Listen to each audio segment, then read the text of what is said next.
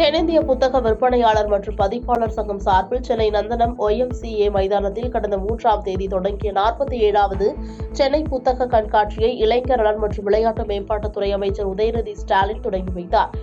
900 அரங்குகளுடன் நடைபெற்ற இந்த புத்தக கண்காட்சியானது நிறைவடைந்தது. 19 நாட்களாக நடைபெற்ற புத்தக கண்காட்சியில் லட்சக்கணக்கான புத்தகங்கள் சுமார் 18 கோடி மதிப்பில் விற்பனை செய்யப்பட்டுள்ளன.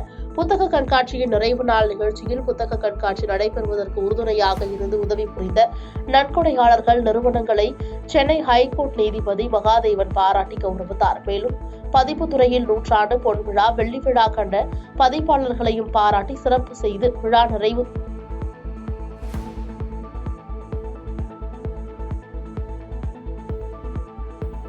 பாதகம் செய்பவரை கண்டால் நாம் பயங்கொள்ளலாகாது பாப்பா, மோதி மிதித்து விடு பாப்பா, அவர் முகத்தில் உமிழ்ந்து விடு பாப்பா.